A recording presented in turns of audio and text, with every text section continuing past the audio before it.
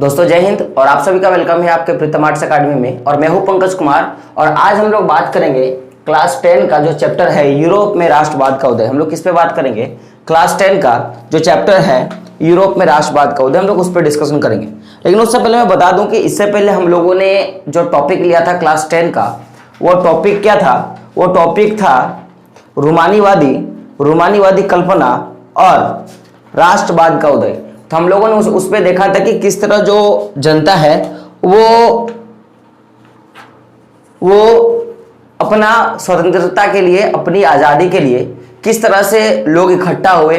लोग केवल युद्ध के साथ ही नहीं और भी बहुत चीज़ों के साथ आज़ादी के लिए अग्रसर होते हैं। तो हम लोग उसके बारे में डिस्कशन हम लोगों ने मैं बोल सकता हूँ उस पार्ट में हम लोगों ने किया था। तो जो लोग वो वीडियो नहीं देखे हैं तो सबसे पहले आप जाकर वो वीडियो देख लें, ठीक है। तो हम लोग आज बात करते हैं कि यूरोप में राष्ट्रवाद के उदय का टॉपिक क्या है? भूख, कठिनाई और जन विद्रोह। किस पर हम लोग बात करेंगे? भूख, कठिनाई और जन विद्रोह। तो जैसा कि हम लोगों ने देखा था कि जब रूमानीवादी कल्पना का विकास हुआ तो देश का हर एक व्यक्ति, मैंने क्या बोला कि जैसे ही रूमानीवादी कल्पना का विकास हुआ तो वैसे ही देश का हर एक व्यक्ति आजादी के लिए लड़ा।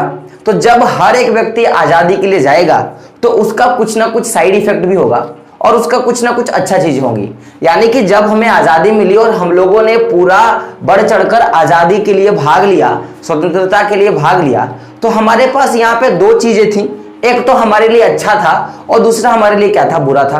तो अच्छा क्या हुआ कि हमें आजादी मिली, और बुरा क्या हुआ? तो वो बुरा का मैं बात करूं तो ये घटना आप लोग याद रखना 1830 की घटना है। कब की घटना है? ये घटना 1830 की घटना है। और मैं बोल सकता हूं कि इस टाइम यानी कि 1830 के दशक का, यानी कि टोटली का मैं बात करूं तो आपको पता है कि दशक का अर्थ क्या होता है? 10। दशक का अर्थ क्या होता है? 10। तो यानी कि मैंने 1830 से लेके 1840 तक का मैं बात कर रहा हूं। तो ये जो 1830 से लेके 1840 का जो दशक था, इस साल कुछ ना कुछ ऐसी घटनाएं हुई, कुछ ना कुछ ऐसी घटनाएं हुई, कुछ ना कुछ ऐसी कमियां हुई या कठिनाई हुई जिससे पूरा यूरोप क्या हो गया? एकदम हिल गया। तो मैं बात करता हूं सर वो कठिनाई क्या क्या थी। तो देखो ये जो कठिनाई थी, इस समय आपको पता है कि 1830 के दशक में लोग आजाद हुए, लोगों को स्वतंत्रता मिली, और साथ साथ में सबसे बड़ी जो खराबी होगी, लोगों को यहां से खाने का और लोगों को रहने का प्रॉब्लम होना यहां से स्टार्ट हुआ। तो अगर मैं बात करूं सर कैसा प्रॉब्लम, तो पहला प्रॉब्लम क्या था कि जो भी यूरोप की जो जनसंख्या थी, बहुत बड़ी जो जनसंख्या थी वो तो थी, साथ में और भी जो जनसंख्या वो धीरे धीरे बढ़ने लगी और भी जनसंख्या का क्या होने लगा? विकास होने लगा। तो मेरा पहला ये जो कठिनाई था उसका जो पहला टॉपिक क्या है कि यूरोप की जनसंख्या में जबरदस्त वृद्धि हुई। कैसे वृद्धि होती है? बहुत अचानक से वृद्धि होती है और जो जनसंख्या होता है वो 2 गुना 4 गुना रेट से बढ़ने लगता है। तो अब यहाँ पे बात है कि सर इतनी वृद्धि कैसे हुई कि जो जनसंख्या का वृद्धि अगर हुआ, सर आपने बोला कि अचानक बहुत ज्यादा वृद्धि हो गया, तो सर आखिर ऐसी वृद्धि कैसे हुई, आप इस पे मेरे को बताइए। तो इसका मुख्यतः 2-3 कारण था। तो पहला अगर मैं कारण का बात करूं तो पहला कारण क्या था कि सबसे पहले जो लोग गांव में रहते थे, उनको पहला चीज का प्रॉब्लम क्या था कि अब उनको खाने पीने के सामान की जरूरत थी। क्या था? खाने पीने सामान का जरूरत था। क्यों? क्योंकि पहले ही राजाओं ने क्या किया था? भारी मात्रा में टैक्स कर उन लोगों से ले लिया था। तो जो गांव की जो जनसंख्या है वो शहर की ओर, किधर? जो गांव की जनसंख्या है वो शहर की ओर क्या करने लगा? पलायन करने लगा। तो जो नौकरी ढूंढने के लिए, यानी कि काम ढूंढने के लिए क्या करने लगे कि लोग शहर की तरफ जाने लगे। पहला कारण क्या था कि जो ग्राम की जो जनसंख्या वो शहर की ओर भागने लगे। क्यों? नौकरी पाने के लिए। तो अब यहां पे जब ये लोग भागने लगे तो यहां पे एक सबसे बड़ा प्रॉब्लम क्या हो गया कि देखो ऐसा थोड़ी ना होता है कि शहर में बहुत ज्यादा आपको नौकरियां मिल जाएंगी, बहुत ज्यादा आपको काम मिल जाएगा। वहां पे भी हर चीज का एक लिमिटेशन होता है, हर चीज का एक लिमिट होता है। तो जो शहर में जितना काम था, जितना भी काम दिया जा सकता था, उससे ज्यादा शहर में अब क्या हो गया कि रोजगार हो गया। यानी कि जितना उपलब्ध हमारे पास रोजगार था, उस रोजगार से कहीं अधिक लोग क्या हो गए? बेरोजगार हो गए। क्यों? क्योंकि यहाँ पे काम करने के लिए लाखों लोग हो गए और काम हमारे पास कितना था? 1000 की संख्या में थी। मैंने क्या बोला कि यहाँ पे काम करने वाले लोगों की संख्या काफी बढ़ गई और काम जो हमारे पास क्या था? बहुत कम था। तो सबसे बड़ा यहाँ पे परिणाम हुआ कि लोग अब भूखे मरने के लिए रेडी हो गए। क्यों? क्योंकि पहले तो बहुत बड़ी जनसंख्या शहर में आ चुकी थी, अब वहां पे उसके के बाद जो लोगों को रोजगार करना था तो रोजगार तो मिल नहीं रहा है। तो अब सबसे बड़ा प्रॉब्लम क्या था कि अब जो लोग गांव से शहर में आए थे वो लोग फुटपाथ पे सोने लगे। वो लोग जो मैं बोल सकता हूं कि शहर में आप देखोगे ऐसे ऐसे लोग होंगे जो जहां मन तहां सो जाते हैं, उनके साथ क्या करने लगे, जीवन जीने लगे। तो साथ में ये तो एक प्रॉब्लम हुआ, जनसंख्या में जबरदस्त वृद्धि हुई। साथ में दूसरा प्रॉब्लम क्या था कि जो उद्योग था, जो यूरोप का जो लघु उद्योग था वो भी धीरे धीरे क्या होने लगा, ठप होने लगा। या तो फिर मैं ऐसे बोल सकता हूं कि वो भी अब धीरे धीरे हाशिए पे चला गया था। तो उसका भी रीजन क्या था? तो अगर मैं बात करूं कि जो यूरोप का जो उद्योग था यानी कि लघु उद्योग, और मैं बता दूं कि उस समय यूरोप में सबसे ज्यादा फेमस अगर मैं उद्योग का बात करूं या जो फलता फूलता उद्योग का बात करूं या सबसे ज्यादा उपयोग किए गए उद्योग का बात करूं तो क्या था? कपड़ा उद्योग। क्या था? कपड़ा उद्योग। तो जैसे जैसे अब 1830 के दशक में ऐसा क्या घटना हुआ कि ये तो लोगों के जीवन पे तो प्रभाव पड़ा, जनसंख्या में तो वृद्धि आई, साथ साथ में क्या हो गया कि लघु उद्योग पे भी प्रभाव पड़ा। और इसमें प्रभाव कैसा था? तो यहाँ पे कंपटीशन का प्रभाव था। कैसा प्रभाव था? प्रतिस्पर्धा का प्रभाव था। तो अगर हम लोग बात करते सर कैसे, यहाँ पे प्रतिस्पर्धा का जो प्रभाव था वो कैसा था? तो अगर मैं बात करूं तो सबसे पहले आपको पता है कि सबसे पहले अगर औद्योगिकरण का भावना का बात करूं या सबसे पहले मैं औद्योगिकरण का बात करूं तो इंग्लैंड में था। कहां पे था? इंग्लैंड में था। तो इंग्लैंड और जो हमारा यूरोप है वो ज्यादा डिस्टेंस का नहीं है। तो अगर मैं बात करूं कि इंग्लैंड में जब औद्योगिकरण का स्तर बढ़ा, क्या हुआ? इंग्लैंड में औद्योगिकरण का स्तर जब बढ़ा तो उससे क्या हो गया कि अब बताओ आप, उससे सबसे बड़ा जो दिक्कत क्या बढ़ा कि जो यूरोप का जो कपड़ा उद्योग है और जो इंग्लैंड का जो कपड़ा उद्योग है वो दोनों के बीच में आपसी क्या हो गया? विरोध हो गया। आपसी क्या हो गया? विरोध हो गया। तो अब आप मेरे को बताओ कि जैसे हम लोग देखते हैं, खुद ना खुद हम लोग देखते हैं कि अभी हमारा जो लघु उद्योग है यानी कि हमारे देश में किसी चीज का उद्योग होता है और मैं चाइना का बात करूं तो दोनों में काफी अंतर है। क्यों? क्योंकि चाइना में ज्यादा औद्योगिकरण का भावना है, तो वहां जो भी चीज का प्रोडक्शन होता है उसकी क्वालिटी, उसकी क्वांटिटी हमारे से क्या होती है? ज्यादा बेटर होती है। ऐसा नहीं बोल रहा हूं कि हमारे यहाँ का क्वांटिटी क्वालिटी खराब है, लेकिन उसकी जो क्वांटिटी और जो क्वालिटी होती है वो हमारे से अच्छा होता है। क्यों? क्योंकि वहां पे जो सारे काम कौन करते हैं? मशीन करते हैं। कौन करते हैं? मशीन करते हैं। तो अब मेरे को बताओ कि मैंने एक घर बनाने के लिए मैंने 10 मजदूर लगाया है और टोटल वो 100 दिनों में घर रेडी हुआ, तो क्या आप बताओ कि वही घर, उतना ही बड़ा घर, अगर मैं उसमें 10 मशीन लगा दूं तो वो काम जल्दी होगा कि नहीं? आप बोलोगे हाँ। तो जब इंग्लैंड में औद्योगिकरण का स्तर तेज हो गया तो प्रतिस्पर्धा बढ़ा और इससे सबसे बड़ा खराबी क्या हो गया कि चूंकि इंग्लैंड के लोग जो भी कपड़े बनाते थे, जो भी सूती वस्त्र का उपयोग बनाने का काम करते थे, तो वो किससे होता था? वो मशीन से होता था। तो अब जब मशीन से हो रहा है तो उसका कॉस्ट क्या पड़ा? कम पड़ा। साथ में वो काम ज्यादा हुआ, तो कम खर्चे में लोग ज्यादा प्रोडक्शन कर देता था, जिसके कारण क्या हो गया कि जो इंग्लैंड का जो कपड़ा है वो धीरे धीरे सस्ता होता चला गया और वो कम कीमत पे बाजार में बेचने लगा। तो जब यूरोप का कपड़ा जब इंग्लैंड का कपड़ा कम कीमत पे मार्केट पे अवेलेबल हो गया तो लोग क्या करने लगे? जो यूरोप में उत्पादित जो कपड़े थे, जो मजदूर के हाथों द्वारा बनाए हुए कपड़े थे, जो घरों या कारखानों में बनाए हुए कपड़े थे, उनका कीमत क्या हो गया? ज्यादा हो गया। तो जब इनका कीमत सस्ता हुआ और इनका कीमत जब अधिक हो गया तो अब बताओ आप ज्यादा महंगा वाला सामान खरीदोगे कि कम महंगा वाला? अगर एक ही क्वालिटी का दोनों सामान है लेकिन एक ज्यादा रेट है और एक कम रेट है तो आप कौन सा सामान खरीदोगे? आप कौन सा सामान खरीदोगे? तो आप क्या बोलोगे कि सर मैं ऐसा सामान खरीदूंगा जो उसी पैसा में उतने ही क्वालिटी कम पैसा में आ जाए। तो आप बताओ ये जो कपड़ा था, चूंकि जो इंग्लैंड में जितने भी कपड़ा का उत्पादन होता था मशीन द्वारा होता था और जो यूरोप में उस समय जो उत्पादन होता था वो मजदूरों के ही द्वारा होता था, तो ये जो कपड़े की सस्ते हो गए और ये कपड़े क्या हो गए? कीमती हो गए। तो लोग ज्यादा मात्रा में क्या करने लगे? इंग्लैंड के उत्पादित कपड़ों को पहनने लगे। तो अब यहाँ पे और एक सबसे बड़ा दिक्कत क्या हो गया कि जब यहाँ पे जो गांव का जो स्थिति था, जो लोग गांव में मजदूरी करके क्या करते थे? पेट पालते थे, अब यही लोग क्या हो गए कि शहर की ओर रोजगार के लिए भागना स्टार्ट कर दी। क्या करने लगे? शहर की ओर भागने के लिए मजबूर हो गए। तो पहला कारण क्या था? जनसंख्या वृद्धि का। तो जो कपड़ा उद्योग था वो ठप पड़ गया। क्यों ठप पड़ गया? क्योंकि इंग्लैंड में औद्योगिकरण का स्तर क्या हो गया? ज्यादा तेज हो गया। ये आपका रीजन था। और तीसरा जो रीजन क्या था? जो कुलीन वर्ग था वो भी बहुत ज्यादा प्रभावित हुआ। क्यों? क्योंकि जो कुलीन वर्ग, जो पूरी का पूरा जो कुलीन वर्ग था तो प्रभावित कैसे हुआ? क्योंकि देखो हम लोगों ने क्या देखा कि यहां पे जैसे ही मशीनीकरण यानी कि औद्योगिकरण आया तो जो सूती वस्त्र का जो पूरा धंधा था वो यूरोप में चौपट हो गया। क्यों? क्योंकि इंग्लैंड के लोग मशीन से उत्पादन करके कम कीमत पे वस्तु को बेच देते थे और ये बेच नहीं पाते थे, तो लोग यही वाला कपड़ा क्या करने लगे, मार्केट में खरीदने लगे। तो जब इंग्लैंड के कपड़े खरीदे जाने लगा तो वे लोग जो लोग हाथ के द्वारा कपड़े बनाते थे और उनके लिए क्या किए थे, पैसा फंसा के लेके रखे थे अपने कच्चे माल पर, अपने सूती वस्त्र पर। तो अब वो लोग क्या होने लगे, धीरे धीरे उसकी जो जिम्मेदारी थी, परिवार की जो जिम्मेदारी थी, या जो सामंती वर्ग का जो शुल्क था, वो लोग कर लेके बैठे थे, जो ऋण लेके बैठे थे, उसका क्या हो गया, धीरे धीरे वो बढ़ने लगा। और उसी के बोझ तले क्या हो गया, जो कुलीन जो पूरा वर्ग है वो धीरे धीरे क्या होने लगा, दबने लगा। तो 1830 के दशक का सबसे 3 बड़ा रीजन क्या था?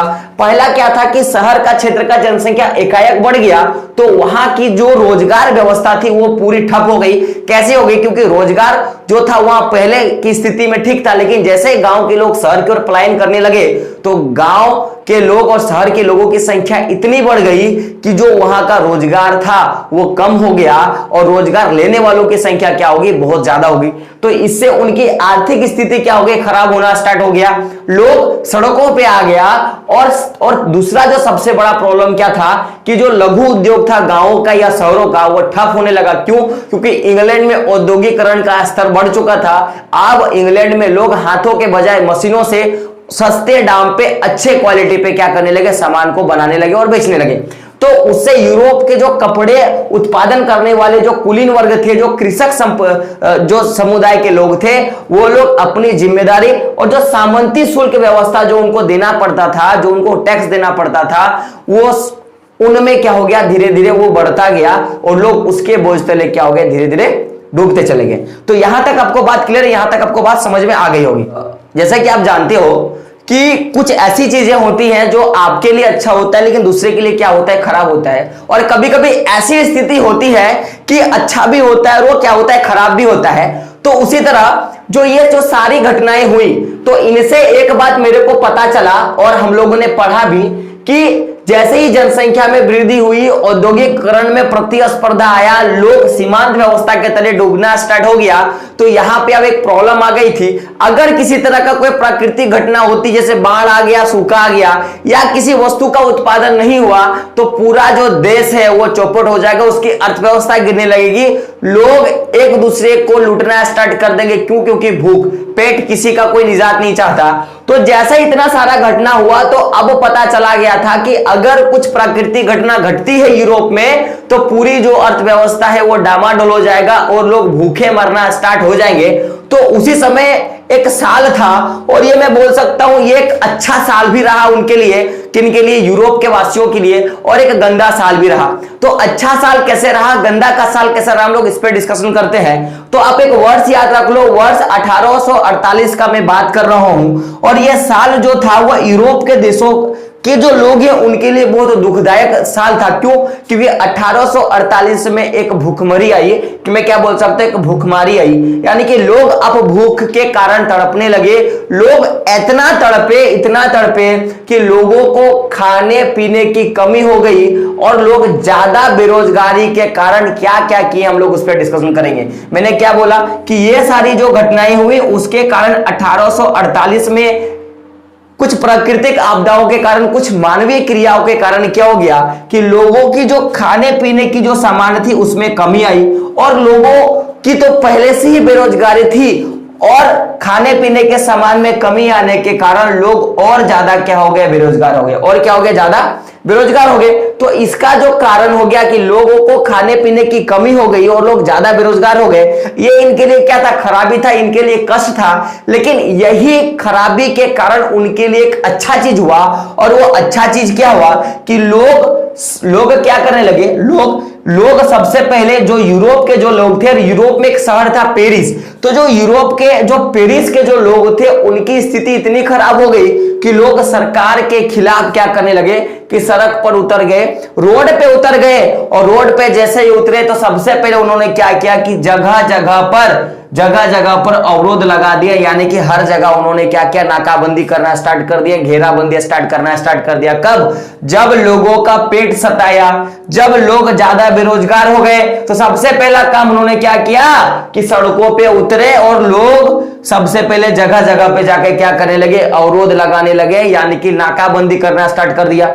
साथ में क्या करने लगे कि जब इतना कुछ कांड हो गया तो उस समय का जो राजा था लुई फिलिप्स, ये नाम याद रखना कि क्वेश्चन पूछा जाता है कि 1848 का जो भूखमरी था उस समय यूरोप का राजा कौन था, तो आपको क्या बताना है, लुई फिलिप्स। तो लुई फिलिप्स क्या करता है कि जब देखता है कि अब लोग नहीं मानेंगे तो लुई फिलिप्स क्या करता है कि सत्ता को छोड़ता है और वो 9-2-11 हो जाता है। क्या हो जाता है? सत्ता को छोड़कर 9-2-11 हो जाता है। तो जैसे ही लुई फिलिप सत्ता को छोड़ के भागा, वैसे ही उस समय नेशनल असेंबली तो पहले से अक्रूर थी, वो लोग मध्यम वर्ग के उदय के साथ पहले ही लोग सशक्त थे कि अब जैसे ही लुई फिलिप सत्ता से भागा तो मध्यम वर्ग के जो पढ़े लिखे लोग हैं उन्होंने क्या किया, एक राष्ट्र सभा का गठन किया और उस राष्ट्र सभा ने क्या बोल दिया, यानी कि राष्ट्र सभा यानी कि नेशनल असेंबली, तो एक नेशनल असेंबली का गठन किया। लुई फिलिप्स जैसे ही भागा वैसे ही मध्यम वर्गों ने क्या किया, एक राष्ट्रीय सभा यानी कि नेशनल असेंबली का गठन किया और उस नेशनल असेंबली ने पूरे देश को क्या किया, गणतंत्र घोषित कर दिया। क्या कर दिया? गणतंत्र घोषित कर दिया। और साथ साथ में और एक वो काम करते हैं कि जो भी लोग 21 साल से अधिक उम्र के लोग हैं, चाहे वो अमीर हो या ना हो, केवल पुरुषों का मैं बात कर रहा हूं, 21 साल से अधिक के लोग, उम्र के लोग, चाहे गरीब हो चाहे अमीर हो, सबको क्या करने कर दिए, सबको बोला कि तुम लोग जाओ अब जाके वोट दो। क्या दो? सब लोग जाके क्या दो? वोट दो। तो अब जैसे ही लोग वोट देने का स्टार्ट किया तो सबसे पहला काम ये जो राष्ट्रीय सभा यानी कि जो नेशनल असेंबली ने था, 3 काम अच्छा किया। पहला बोला कि सभी लोग वोट दे सकता है और दूसरा क्या बोला कि अगर आप गणतंत्रता के साथ वोट देते हो, गणतंत्रता को वोट देते हो, तो मैं गारंटी देता हूं कि आपको रोजगार मिलेगा, आपको क्या मिलेगा, काम मिलेगा। साथ साथ में और एक गारंटी, अब ये जो गारंटी दिया कि आपको गारंटी देता हूं कि आपको काम मिलेगा अगर आप स्वतंत्रता को वोट देते हो, तो सबसे बड़ा काम इन्होंने क्या किया कि रोजगार उपलब्ध कराने के लिए खुद ही का यानी कि राष्ट्र का कारखाना स्थापित किया। यानी कि यूरोप देश के सरकार ने अपने ही पैसे से क्या किया, कारखानों को स्थापित किया। क्यों? ताकि जो लोग काम के लिए मर रहे थे, एक बड़ी जनसंख्या, उसको क्या मिल सके, काम मिल सके। तो यहां तक सबसे बड़ा जो खराबी क्या था कि लोगों की स्थिति ऐसी हो गई कि लोग मरने मारने पुतर आए। और दूसरी अच्छी स्थिति क्या हो गई कि यही भूखमरी के कारण लोगों को गणतंत्रता मिली। क्यों? क्योंकि लुई फिलिप्स को लग चुका था कि अगर मैंने आज नहीं भागा तो ये लोग पेट के कारण, अपनी पापी पेट के कारण मेरा सारा सर्वनाश कर देंगे। तो ये तो सारा घटना हुआ। लेकिन अगर हम लोग बात करते, जैसे हम लोगों ने रूमानीवादी कल्पना पढ़ा था, मैंने बोला था कि केवल युद्ध ही संभव नहीं है, उसके साथ बहुत सारे लोगों का प्रभाव और कुछ कुछ घटनाएं काम देती है, तब जाके लोग आजाद होते हैं या आजादी की भावना उन पे आती है। तो ये जो आजादी की भावना थी ये कहां से आई भाई, कि अगर हम लोग सड़कों पे नहीं उतरे तो हमारा जीवन एकदम गंदे पे जाएगा, एकदम गटर पे जाएगा। तो उनको कैसे लगा कि जब तक हम लोग रोड पे ना उतरे, हम लोग राजा के विरुद्ध कोई आतंक का काम ना करें, राजा के प्रति क्रूरता का काम ना करें, तब तक हम लोग आजाद नहीं हो सकते। इनको कब लगा? तो ये जो घटना है ये आप लोग याद रखना, और ये घटना बड़ा इंपॉर्टेंट क्वेश्चन है मेरे हिसाब से, इस बार आने वाला क्वेश्चन है। और वो घटना क्या था? सिलेसियाई बुनकरों का विद्रोह। क्या था? सिलेसियाई बुनकरों का विद्रोह। तो मेरे साथ आप बोलो, कैसा विद्रोह? सिलेसियाई का विद्रोह। कैसा विद्रोह? सिलेसियाई का विद्रोह। और ये घटना आप याद रखना, ये डेट याद रखना, ये डेट था 1845 का। कब का? 1845 का। मेनली जो भूखमरी हुआ था 1848 में, और ये जो घटना हुआ 1845 में। यानी कि ये जो सिलेसियाई जो बुनकरों का विद्रोह था, इसी विद्रोह को देखते हुए जो पेरिस का जो पूरा जो शहर की जो पूरी जनसंख्या थी वो सड़क पे उतर गई, और जो लुई फिलिप्स को पीठ दिखा के भागने के लिए क्या कर दिया, मजबूर कर दिया। तो हम लोग बात करते हैं कि सिलेसियाई जो बुनकर का विद्रोह था वो क्या था, वो क्यों था। तो देखो सिलेसियाई जो बुनकर था इनका विद्रोह अपने ही ठेकेदार के खिलाफ था। किसके खिलाफ था, अपने ही ठेकेदार के खिलाफ था। तो ऐसा क्यों भाई, कि लोग पागल थे क्या कि अपने ठेकेदार के खिलाफ वो लोग विद्रोह कर दिए। जो उनको रोजगार दे रहा है, ठेकेदारी रोजगार देता है ना, ठेकेदारी रोजगार देता है ना, क्योंकि ठेकेदार ठेका लेता है और ठेका लेके क्या करता है, रोजगार देता है। तो अब बताओ, इनको तो पहले से अच्छे से काम मिल रहा है, लेकिन फिर भी वो लड़ाई लड़ दी है ठेकेदार के खिलाफ। ऐसा क्यों, हम लोग इस टॉपिक पे बात करेंगे। लेकिन उससे पहले क्या करना है ना, आपको सब्सक्राइब करना है और दूसरा काम क्या करना है, आपको शेयर करना है और साथ में लाइक भी करना है। तो हम लोग सिलेसियाई बुनकर का बात करें तो लोग अपने ही ठेकेदार के खिलाफ क्या कर दिए थे, विद्रोह कर दिए थे। कारण क्या है, कारण क्या है कि ठेकेदार क्या करते थे कि ये जो बुनकर है इनको कच्चा माल लाके देते थे और कच्चा माल लाने के बाद क्या बोलते थे कि तुम लोग क्या करो, वस्त्र बनाओ, तुम लोग क्या करो, वस्त्र बनाओ। तो ये लोग कच्चा माल लाके दिए और वस्त्र बनाने के लिए बोले, तो वस्त्र बनाया तो उसका भी एक रेट होगा ना भाई। तुमने कच्चा माल लाके 100 रुपया में दिया मान लो, तो उसमें उसकी मजदूरी है कि नहीं, और भी जो अगल बगल का सामान लगता है कि नहीं। तो अब ठेकेदार यहां पे गलत काम करते थे कि कच्चा माल लाकर तो दे दिए, लेकिन जो कपड़े का जो दाम था उनको वो कम रेट पे उनको खरीद लेता था। क्या करता था, कम रेट पे खरीद लेता था। तो अब यहां पे सबसे बड़ा गड़बड़ी क्या कर दिया ठेकेदारों ने कि कच्चा माल तो दिया, लेकिन जो कपड़े का जो दाम था वो लोग गिरा के दाम को लेते थे। क्यों, क्योंकि लोगों को लगता था कि ये लोग बुड़बक है। क्या लगता था लोगों को कि ये लोग बुड़बक है। तो उस समय जो पूरे गांव की मैं अगर आबादी का बात करूं तो 18,000 लोग थे। कितने लोग थे, 18,000 लोग थे। और आपको जानकर हैरानी होगा कि 18,000 जो पूरी जो आबादी था ना, वो बुनकर का आबादी था। क्या था, वो पूरी की पूरी बुनकर की आबादी थी। यानी कि 18,000 लोग पूरा बुनने का काम करते थे, सिलाई का काम करते थे। अब बताओ, ठेकेदार की संख्या 1-2 होगी, बुनकरों की संख्या 18,000, पूरी आबादी थी कितनी थी, 18,000 थी। और आपको जान के हैरानी होगा कि आखिर ऐसा क्यों कि लोग यहां पे पूरे तरह से शोषण पे थे, लोग इनका शोषण करते थे, ठेकेदार इनका शोषण करते थे। रीजन क्या था कि आपने ये सारा घटना देखा कि भूखमरी आई भाई 1848 के पहले भी ये स्थिति थी कि अगर ज्यादा कुछ दिक्कत हुआ तो फिर लोग क्या करने लगेंगे, मरने लगेंगे, खाने पीने के मोहताज हो जाएंगे। तो इसी का ठेकेदारों ने फायदा उठाया और सभी लोगों को काम का जो तलाश था कि लोगों को काम चाहिए, मेरे को काम नहीं दोगे तो मेरे परिवार की जिम्मेदारी है, और जो सामंती शुल्क है वो मेरे को खा जाएगा।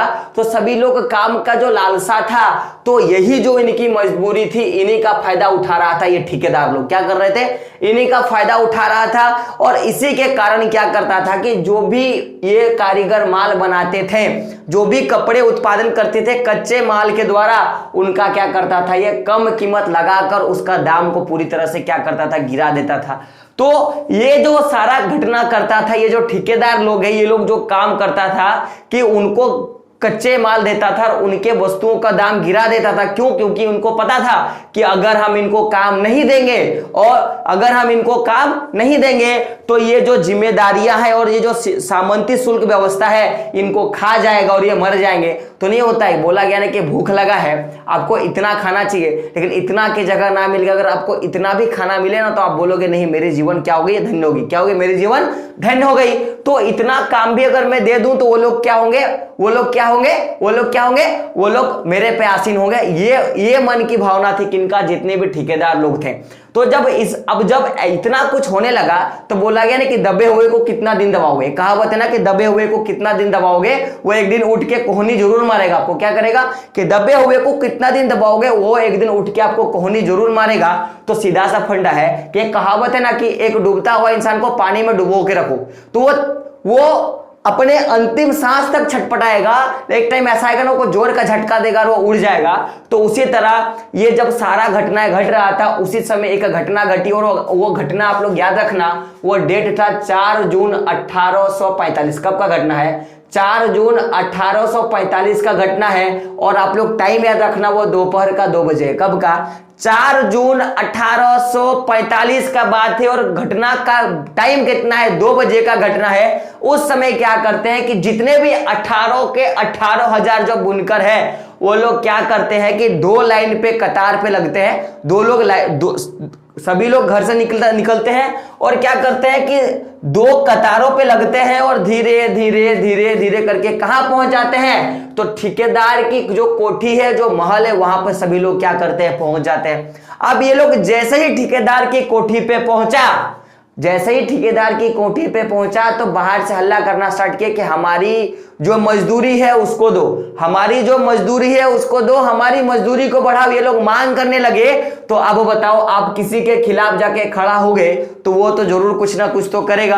तो सबसे पहले ये जो ठेकेदार है उन्होंने क्या किया कि जो पूरी भीड़ है उसको मारा पीटा या उसके साथ दुर्व्यवहार किया। तो बोला गया ना कि कुचले हुए को और क्या कुचलोगे जनाब, है ना, कुचले हुए को और क्या कुचलोगे जनाब। तो जब इन सभी को कुचलना स्टार्ट कर दिया, फिर से किन को, जो लोग बुनकर थे, जो लोग बुनते थे, जो लोग सिले सियाई के बुनकर थे, जब इन पे फिर से क्रूर प्रभाव हुआ ठेकेदारों के द्वारा, तो ये लोग क्या किए कि सारे के सारे लोग जबरन उनके घरों में घुस गए। क्या कहे, जबरन उनके घरों में घुस गए और घुस के सबसे पहला काम किया कि उनके नजर में जो भी कुछ आया, सोफा, टेबल, कुर्सी, पंखा, सबको तोड़ना स्टार्ट कर दिया। क्या कर दिया, सबको तोड़ना स्टार्ट कर दिए। और जैसे ही तोड़ना स्टार्ट किया तो एक बंदे का नजर पड़ा किस पे, जो गृह भंडार था उसमें कपड़ा की पोटली रखी हुई थी। किनसे लेकर, तो ये जो सिले सियाई के बुनकर है उनसे खरीद कर जो पोटली रखी हुई थी उस पोटली को निकालता है और लोग लेके क्या करता है, चल जाता है, लेके क्या करता है, चला जाता है।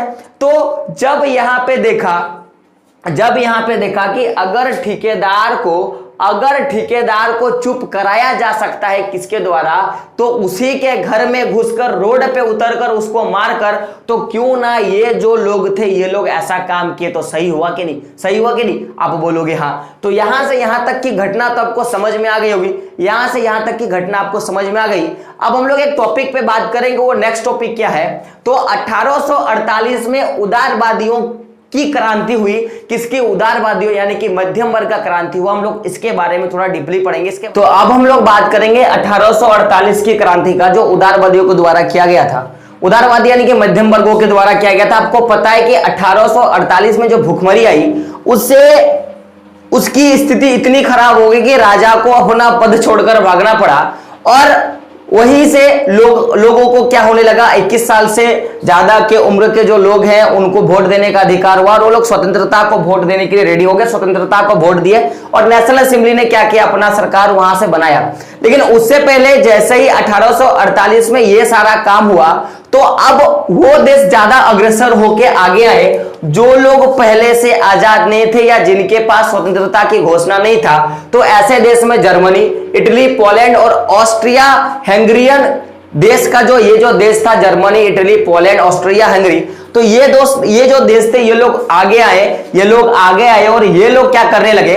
कि हमें भी आजादी दो, ऐसा बात वो बोलने लगे। तो जब राजा नहीं माना, उन क्षेत्रों के राजाओं ने नहीं माना, तो इन्होंने क्या किया कि यहाँ के जो उदारवाद थे यानी कि जो लोग मध्यम वर्ग थे, कहाँ के, जर्मनी के, इटली के, पोलैंड के और ऑस्ट्रिया हंगरी के, तो ये जो मध्यम वर्ग के लोग हैं इन्होंने क्या किया कि जो अपनी जो स्वतंत्रता की मांग है उसको राष्ट्र एकीकरण की मांग पे जोड़ दिया। यानी कि पहले ये जो देश था, जर्मनी, इटली, पोलैंड, ऑस्ट्रेलिया और हंगरी, ये लोग अलग अलग यूरोप के देश थे, अलग अलग देश थे। तो ये लोग बोल रहे कि अगर हमें आजाद होना है तो हम लोग क्या मांग करो कि हम लोग सब मिलके यूरोप में मिलना चाहते हैं। क्या कि हम लोग सब मिलके यूरोप में मिलना चाहते हैं। और ये अपनी जो स्वतंत्रता की मांग है वो लोग कौन सा मांग में कन्वर्ट कर देते हैं, तो राष्ट्रीय एकीकरण के मांग में कन्वर्ट कर देते हैं। क्यों? क्योंकि आजादी चाहिए। और इनको जो आजादी चाहिए था वो कैसा आजादी चाहिए था कि हमारे राष्ट्र में अपना संविधान हो, हमें प्रेस की स्वतंत्रता दी जाए और साथ में संगठन बनाने की स्वतंत्रता दी जाए। कौन लोग कहते थे? तो जो लोग स्वतंत्रता जिनको नहीं मिली थी, जो लोग स्वतंत्रता के अभाव से थे, यानी कि कौन से देश, जर्मन, इटली, पोलैंड और ऑस्ट्रिया हंगरी, ये लोग चाहते थे। ठीक है ना, ये लोग चाहते थे। अब यहीं पे एक घटना होता है। क्या घटना? के फ्रैंकफर्ट संसद का यहाँ पे हम लोग जानकारी लेंगे। अब जैसे ही जर्मन, इटली, पोलैंड, ऑस्ट्रिया इन सारे देशों ने, ऐसे देश जो लोग आजाद नहीं हुए थे, ये लोग क्या किया, अपने मांग को राष्ट्रहित के मांग में जोड़ दिया। अब इसी में से ये जो जर्मन देश था इसने क्या किया कि अपनी मांग को और तीव्र करने के लिए जो फ्रैंकफर्ट शहर है, कौन सा मैं बात कर रहा हूं कि जो फ्रैंकफर्ट शहर है और वहां का जो राजनीतिक संगठन फ्रैंकफर्ट क्या था इसके बारे में बात करूंगा, लेकिन ये जो फ्रैंकफर्ट शहर और जो राजनीतिक संगठन है ये लोग दोनों आपस में मिला और मिलने के बाद उसने एक नए संगठन का निर्माण किया। उस संगठन का क्या नाम था? सर्व जर्मन नेशनल असेंबली। एक नया संगठन का निर्माण किया। क्या क्या? फ्रैंकफर्ट और राजनीतिक संगठनों ने मिलकर क्या किया? सर्व जर्मन नेशनल असेंबली का गठन किया। क्यों? क्योंकि जब ये लोग अपनी मांग को यानी कि स्वतंत्रता की मांग को राष्ट्र एकीकरण की मांग से जोड़ा तो इनको तीन चीजें मिली। क्या? राष्ट्र अपना संविधान मिला, प्रेस की स्वतंत्रता मिला और संगठन बनाने का स्वतंत्रता मिला। तो सबसे पहले इन्होंने क्या किया कि फ्रैंकफर्ट शहर के साथ मिलकर और राजनीतिक संगठनों को मिलाकर एक सर्व जर्मन नेशनल असेंबली की स्थापना की। और मैं बता दूं कि जो सर्व जर्मन नेशनल असेंबली है ये आप डेट याद रखना 18 मई 1848। कब का मैं बात करूं? 18 मई 1848 को 831 लोगों को यानी कि निर्वाचित प्रतिनिधियों को लिया और फ्रैंकफर्ट संसद का किसका? फ्रैंकफर्ट शहर में फ्रैंकफर्ट संसद का क्या क्या स्थापना किया? क्या क्या? संसद का क्या क्या स्थापना किया? तो कभी आपसे पास क्वेश्चन आएगा कि फ्रैंकफर्ट संसद का स्थापना कब हुआ, तो आपको क्या बताना है? 18 मई 1848 में कितने निर्वाचित प्रतिनिधियों के साथ? तो 831 निर्वाचित प्रतिनिधियों के साथ क्या हुआ? फ्रैंकफर्ट संसद में फ्रैंकफर्ट शहर में फ्रैंकफर्ट संसद का क्या हो गया? स्थापना किया गया। तो अब मैं बात करता हूं कि उस समय तो कोई संसद भवन नहीं था, तो ये जो पूरा जो फ्रैंकफर्ट संसद का जो स्थापना हुआ वो कहां पे हुआ? तो आप याद ये रखना, तो ये जो संसद था ये एक चर्च पे आयोजित किया गया और ये चर्च क्या नाम था? Saint Paul church. क्या नाम था? Saint Paul church. कहां पे? Saint Paul church. तो ये जो फ्रैंकफर्ट संसद की जो स्थापना किया गया 18 मई 1848 में 831 निर्वाचित प्रतिनिधियों के द्वारा, और ये जो आयोजित किया गया था ये सेंट पॉल चर्च में किया गया था। अब यहाँ पे बात आया कि जो पूरी जो नई जो एक नया जो सर्व जर्मन नेशनल असेंबली बन रहा है या फ्रैंकफर्ट संसद बन रहा है उसका अध्यक्षता कौन करेगा? तो लोगों की इच्छा थी कि ऐसे व्यक्ति को अध्यक्षता सौंपा जाए जो पूरे तरह से किसके पक्ष में रहेगा? तो सर्व नेशनल असेंबली के पक्ष में रहेगा। तो ऐसा व्यक्ति कौन है? तो एक व्यक्ति था फ्रेडरिक विलियम चतुर्थ। कौन था? फ्रेडरिक विलियम चतुर्थ। तो फ्रेडरिक विलियम चतुर्थ को बोला कि आप क्या करो? अध्यक्षता लो, आप फ्रैंकफर्ट संसद को संभालो, एक नए सर्व नेशनल असेंबली यानी कि राष्ट्र एकीकरण की भावना को आप आगे लेके चलो। लेकिन ये जो फ्रेडरिक विलियम चतुर्थ था इसने जो ये ताज पहनने का यानी कि एकीकरण का यानी कि सर्व जर्मन नेशनल असेंबली का ताज पहनने से इनकार कर दिया और ये उन लोगों के साथ जाके मिल गया जो लोग नए जर्मन का या एकीकरण की भावना का विरोध कर रहे थे। और धीरे धीरे ये विरोध इतना पनपने लगा कि लास्टली ये जो विरोध फिर से जो राष्ट्रीयता की भावना का जो एक फिर से मैं बोल सकता हूं एक दिया जला था, एक लो जला था, वो धीरे धीरे क्या हो गया? दब गया। अब इतना जब सारा कुछ हो गया तो इसमें और एक फायदा वाला बात हुआ था। फायदा वाला क्या हुआ था? महिलाओं के लिए फायदा हुआ था। क्यों? क्योंकि आपको पता है कि शुरू से अंत तक कभी भी महिलाओं को ना वोट देने का अधिकार था, ना किसी तरह का राज्य काज में भाग लेने का अधिकार था। लेकिन यहाँ पे एक सबसे बड़ी अच्छी चीज क्या हो गई कि जैसे ही यहाँ पे नए सर्व जर्मन नेशनल असेंबली का गठन हुआ था, कहाँ पे? सेंट पॉल चर्च में। तो महिलाओं को थोड़ी हिस्सेदारी दी गई और वो हिस्सेदारी क्या था कि जो सेंट पॉल चर्च में जब बैठक बुलाया गया था तो महिलाओं को बस दर्शक दीर्घा में दूर से खड़े होने का और बस सभा को देखने का आदेश था, लेकिन किसी तरह का कोई वो लोग हस्तक्षेप हस्तांतरण नहीं कर सकता था। यहाँ पे एक फायदा हुआ कि चर्च महिलाओं को यहाँ से अधिकार देना स्टार्ट हुआ और महिलाओं की भूमिकाओं भी क्या हो गई? धीरे धीरे आगे बढ़ी। तो ये जो पूरी घटना थी आपको समझ में आ गया। अब नेक्स्ट क्लास में लोग इसके आगे पे बात करेंगे क्योंकि होली है, ठीक है? तो होली पे आपको पता है कि सबसे पहली बात जो भी एनिमल है उनको कभी भी आप रंग ना लगाएं क्योंकि उनको स्किन डिजीज वगैरह हो सकती है, ठीक है? तो दोस्तों आपका आज का वीडियो आपको कैसा